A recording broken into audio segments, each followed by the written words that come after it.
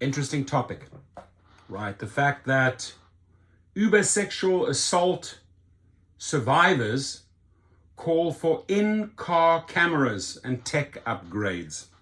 Now, I haven't even dived into the story. I am not sure if this request has been brought by drivers or riders, but we'll find out. The app-based safety features aren't enough, federal lawsuit alleges. Now, I 100% agree with this statement that the app-based safety features aren't enough, right? They can spend another 100 million and really bring in some safety measures for both riders and drivers. Drivers should not be left out of this equation, right? And there is so much. I mean, this huge part of my channel is about safety, safety, safety, security for both drivers and riders. I'm not, not just like, okay, this is all about the drivers. It should be driver safety, drivers. No, it works both ways, right? We want that rider getting into the car to be safe, right? What if the rider is a pretty decent person with a clean background ordering a trip for a third party that is a thug or a criminal, right? There's many ways to approach this. The rider might be clean. Maybe the person using or abusing their platform to get into our car is not clean, and there's no vetting of that individual, of that third party, right? There's a lot of vetting on the driver. DMV background check, criminal background check, blah, blah, blah. The rider is getting a lot of data so that they can feel secure. Now, out of 100 drivers, will there always be one sour apple or one bad orange? Of course there will be. But let's dive into the story. My beautiful wife just brought me food.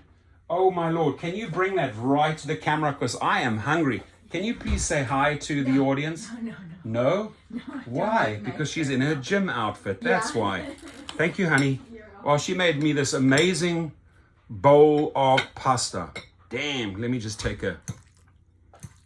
She's such a sweetheart. Wow. This girl can cook. Men, your wife, your girlfriend prepares a meal for you. Fucking, isn't that awesome if they're great cooks? Vice versa, woman. Are there any men out there? Are there any husbands or boyfriends that prepare a nice pasta dish for you? If not, teach them how. Works both ways, right, in a relationship. So hundreds of women, this is going to get interesting, right? I'm very, very opinionated on this whole safety thing because it's simply not there. The safety is simply not there. Hundreds of women have filed lawsuits against Uber claiming that the company hasn't done enough to prevent instances of sexual assault by drivers. See, that's what disappoints me. Because with the law firms that I work with, and I've contacted them all, I said, who's interested in this, right? And the one guy I get on well with, Mark Potter from Potter Handy, they're big time, right? And they get big settlements for drivers. He said, I see exactly where you're coming from. Let's research this. And if there are a lot, I can tell you right now, sexual harassment in the car is way more rampant from riders to drivers, meaning drivers get sexually harassed way more than the statistics of riders could ever reach. So they're bringing a lawsuit, or this is already introductory. This is about, those bad drivers performing, and those bad drivers should go, right? They should go. There should be no driver on the platform that sexually harasses or sexually abuses anyone, women, men. And I've spoken to a lot of women drivers, a lot of male drivers that have been sexually harassed by their riders. Now, I haven't ever, let me not say ever, I don't think I have come across a rider or gotten feedback from a rider who took an Uber and said, oh, by the way, you know, you're at a party and you're talking, oh, that Uber driver tried to sexually harass me or he tried to touch me. Never heard that. And I'm sure those stories are out there, they're here, and there's a lawsuit. Now a panel of judges has ruled that more than 80 cases can be consolidated into federal court. How about if judges would consolidate thousands of cases brought by drivers, sexual harassment by riders? You know why this doesn't happen, ladies and gentlemen? Because this is where Uber truly, truly tries to sweep the dirt under the carpet, right? They try to cover all of that up. If a woman tries to go, or a man tries to go and file a police report, hey, my driver did this and this, usually they'll listen to it. You're not going to get a report. Does it ever, do those statistics ever end up, or if you file a report as a driver, as a lady, that guy who got into my car, they were drinking alcohol and they got touchy with me and his hand went under my dress. Do you think that Uber is going to put that into their stats? Yeah, we're going to really look into this. Preferably want it to go away. They don't want you to sue. And usually, you know what? The driver doesn't sue because they have all these terms and conditions and if something's inconvenient, boom, deactivate it, get rid of them, right? So the stakes are high for both parties, with implications extending to future Uber riders and drivers. First time they mentioned drivers. Here in the beginning, I have to add TechCrunch. Rebecca Bellin, you chose to make it about drivers in your opening statement. In the second paragraph, you bring in the drivers. The outcome of the case could result in sweeping changes to Uber platform. I hope and pray there will be sweeping changes to the Uber platform. I hope and pray that this law of dash cams goes into effect. Why doesn't Uber, Lyft, any rideshare company that has passengers in the back of our car? I'm putting this idea out there. Why don't you, so like in the very, very beginning when you started doing Uber, remember they supplied you with a phone. They actually gave you a phone, right? Crazy, right? That'll never happen today, dream on. But how about these companies supply a new driver that has done 500 trips. They can see the guy is serious or the girl is serious. Here's a dash cam. We care about your safety. We care about your safety and the rider's safety. Why not make it all encompassing, right? Drivers and riders. Why is it always a one-way street, right? So the outcome of the case could result in sweeping changes to Uber's platform, which plaintiffs argue will reduce sexual assault and also raise new concerns over privacy. I am all for reducing sexual assaults from drivers committed on riders, from riders usually drunk committed on drivers, both ways, right? Riders to drivers, drivers to riders. I'm all for that. And I hope and pray that this lawsuit or whatever gets somewhere and it becomes like a national, international standard. Every Uber and Lyft driver, boom, right? The dash cam is recording. Because then a lot of the shenanigans, a lot of the carjackings, a lot of the assaults, a lot of the wrongful deactivations are over, right? Because sometimes they claim we touch them, sometimes they claim we speed, sometimes they claim we smell like marijuana, sometimes they claim we drive over 90 miles an hour, sometimes they claim we smell of alcohol. Man, they can get very, very creative when they want a free trip. The upshot, technology lies at the center of this very human story. Uber has attempted to address sexual assaults by drivers, which the lawsuits claim Uber has known about since 2014 through new safety features in its app, like the 911 button. Listen, your 911 button is shit. S-H-I-T. Absolute shit. What are you going to do when you've been stabbed or shot or raped somewhere in a parking lot afterwards? Oh, I'm going to call 911. The act has already taken place. The act has been performed, right? 911. Who's used it? I mean, I haven't used it on the app. I've used 911 in certain things. If I see someone swerving over 4 or 5 lanes at 3 in the morning, I know he's going to kill someone. I say, hey, you know what? 911, we got a car, blah, blah, blah. Do you do that? I do that for the safety of the other people, because usually those drunk people survive. It's crazy, but they kill a few other people. Let me know. So, an ability to share location with a friend. Oh, I'm going to share my location with a friend, right? What is the friend going to do that is 20 minutes away and sees that you're in some park, maybe being raped, right? And, oh, the car's not moving. Right? Or SOS. Do you think the person's going to get an SOS or a 911 in time? No. It's usually afterwards. Hey, I've been shot. I'm bleeding. I think you shot me in the stomach. Or the guy stabbed me twice in the neck. He's running away from the car. 911, come and help me. Send an ambulance. Are you injured? Yes, I'm injured. Aside from the 911 button and location sharing feature, which were both introduced in 2018, Uber has added other features to the app over the last 5 years. Really? In 2021, Uber introduced a feature that allows riders and drivers to record audio during a trip. Should be a good thing, right? Both ways. The following year, Uber launched a pilot to provide passengers with live help from ADT. That sucked. As well as PIN verifications.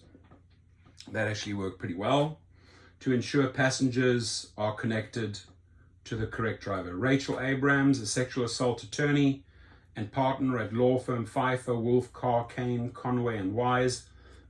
Rachel, call me. I love working with law firms. I work probably now with 12 law firms. Call me, right? If I can bring you bad riders and drivers, then we can do a deal. But if you just say to me, hey, Rideshare, you've got a Rideshare professor. Yeah, you put a video, I came across the video, invited me, and yeah, we're looking for riders that have been sexually harassed by drivers. And I say to Rachel Abrams, and what about the drivers that have been sexually harassed by drunken pigs getting into the car and doing this, this, and this to her, to him? Oh, no, we're not interested in that. We're only interested in riders. Fuck you, Rachel Abrams, at that point, right? Because you need to and have to represent both riders and drivers. So one of the law firms working on the multi-district litigation who filed a petition to consolidate the various actions in federal court argues the app-based solutions are half-measured, there haven't been quelled instances of sexual violence against passengers on the platform. So that is who, oh my God, don't get me riled up. I mean, I was coming in with good vibes. Now I have really bad vibes towards this Pfeiffer, because what they're saying here argues the app-based solutions are half-measured, which is true, and haven't quelled instances of sexual violence, which is true, against passengers, which is true. What about the drivers? Mandatory in-vehicle cameras in Uber cars is essential for safety. Uber told TechCrunch it cannot comment, we cannot comment on pending litigation, but said it remains committed to the safety of all. Fucking bullshit, dude. In-vehicle cameras as a deterrent. I made a video, interesting, right? I made a video yesterday about dash cams, the top 10 dash cams. Abrams cited data from studies of taxis equipped with in-vehicle cameras, which she says has drastically reduced instances of sexual assaults against passengers, as well as assault of passengers against drivers. Hallelujah, she finally fucking mentions it. Right? These are predatory opportunistic drivers taking advantage of vulnerable women. So if they're on film, they likely wouldn't commit the crime. Abrahams, right? So he tries to slip in, but she's about the passengers. How about you say these are predatory, opportunistic drivers and passengers taking advantage of vulnerable women and men. So if they're on film, they wouldn't commit the crime. Uber didn't respond. Of course, no, we're not going to respond. Legality. Oh, we're not going to respond. Abrams has her own theory as to why Uber has been slow to implement security cameras, as I do. Listen here, lady. We need to talk. I will send you... Do you know how many cases I've already collected here on gig lawyers? I set this up with a whole bunch of attorneys, right? Handle misclassifications, sexual assaults, wrongful deactivations, right? So go there to gig lawyers, to giglawyers.com, and then hopefully we can put you together with one of the many law firms, right? Knocking down the doors of big corporations. That's what Rideshare Professor loves to do. And I've been doing it for drivers, and I'll gladly also do it for riders, right? My gig lawyers is protecting drivers, accidents, you name it, right? But I would love to talk to you, Miss Abrams, and I will send you hundreds and hundreds of people. Your little 80 crowd, that's nothing. Let's get it up to 2,000. I can assure you I have hundreds of names and interviews with people and letters and emails and text messages from people that have been sexually harassed. Because I am a driver channel, these were sexual harassment by riders committed on drivers. So if you want to talk business, if you want to make this a real case, Miss Abrahams, if you want Uber to literally shit themselves, like have diarrhea, talk to me. If you want David Risher to shit in his pants because we're going to share all of our names, right? Our names with you, Mrs. Abrams. Come talk to me. 480-393-6318. My number's under the video, my email, nothing to hide. Call me. I am Rachel Abrams from the law firm. I'm from the law firm. I represent Pfeiffer, Wolf, Carr, Kane, Conway, and Wise. Call me. Let's chat, right? So Uber didn't respond, of course. Abrams has her own theory as to why Uber has been slow to implement security cameras. Me too. Cost isn't the issue. 100% correct, Miss Abrahams. It's that it would deter drivers because a lot of drivers don't want cameras. Listen, lady, get your fucking facts straight. We don't mind cameras at all. In fact, most of us do have cameras, right? And so if they don't have drivers, they don't make money. Many drivers install their own dash cams to record trips, usually as backup evidence for insurance claims. That's not the only reason. Wrongful deactivations, insurance claims, sexual harassment, right? We use our camera for many reasons. So you're rather ill-informed. Or to defend themselves against unfair deactivations from Uber platform. Uber is also piloting a new record feature for drivers that allows them to record video on their smartphones. But in those cases, the driver can decide what and when to record and when to share the data. Other demands. The survivors in the joint lawsuit also allege that Uber's fast and shallow background checks, right, are substandard and designed to make it easy as possible for drivers to sign up quickly. They're not easy. Lady, at least we get vetted. Those riders which you're too scared to represent don't get vetted. Right. This is a very intentional and deliberate. She said the lawsuit calls on Uber to also include fingerprinting, which would run prospective drivers through FBI databases. Work both ways, riders and drivers. Got to mention in the same breath. You got to mention both in the same sentence. Otherwise, you're going to lose all the credibility in the world with drivers. The people that actually take those people on a trip, right? This is very intentional and deliberate decision as evidenced by Uber's active lobbying and resistance against municipalities. By the way, thinking of it, in those worksheets, when we do the deactivation to reactivation, there are a lot of drivers that say, oh, the rider accused me of this and this. So I'm sitting on hundreds and hundreds of names. But that's a confidential thing. Would never, ever turn those people in. Never, right? Never. But if somebody wants to sign up on this website, right, and they deliberately want to be put together with an attorney to be represented as a driver or a rider in a sexual assault, they would fill out their name, their email, and then what is your story, right? But in wrongful deactivations, when a driver says, oh, I got kicked off the platform because the lady said this and this and this, there's a lot of people out there that will make that one wrongful comment and say to Uber, he did this off the platform. We have a mountain to climb to defend ourselves, right? I don't want to deal with drivers that have actually sexually assaulted women and they come say, you know what, I got kicked off the platform. I didn't do that. Be honest. If you don't belong on the platform, you don't belong on the platform. If you're an abusive driver taking advantage of someone, even if maybe the rider is drunk or picking up a girl, it's easy for a driver to prey on that. Don't do it. Don't come to us to represent you, right? But Uber drivers and riders, if you truly have been sexually harassed, go to giglawyers, right? .com, fill it out, send it on over. Uber has lobbied against additional background requirements for drivers. Uber and Lyft say smudged fingerprints can lead to inaccurate results. And oh my God, those legal teams have every damn excuse in the room. Aside from in-vehicle surveillance and more extensive background checks, the survivors are asking Uber to implement driver training on interactions with passengers, a zero tolerance policy for drivers. A zero tolerance policy for drivers. Where is the zero tolerance policy for riders? Come on, man. It works both ways, Rachel Abrams. It works both ways, Uber, right? Sexual harassment education and training and more adequate system to encourage customer reporting and monitor custom complaints. Here are some of the stats. Are Uber's in-app features working? Blah, blah, blah. You can go over those percentages.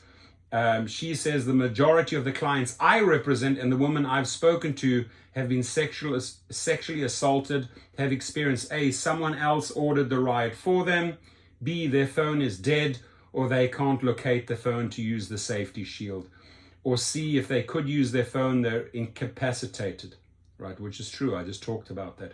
The lawyer says she has interviewed upward of 5,000 survivors over the course of several years and has seen no difference in the number of attacks before or after implementation of these app features. While the rate decrease is positive, not all data delivers the same message. Over the same time period, the total number of sexual assaults across 5 categories fell from 5,981 to 3,824. The total number of rape incidences rose from 2017 to 2019.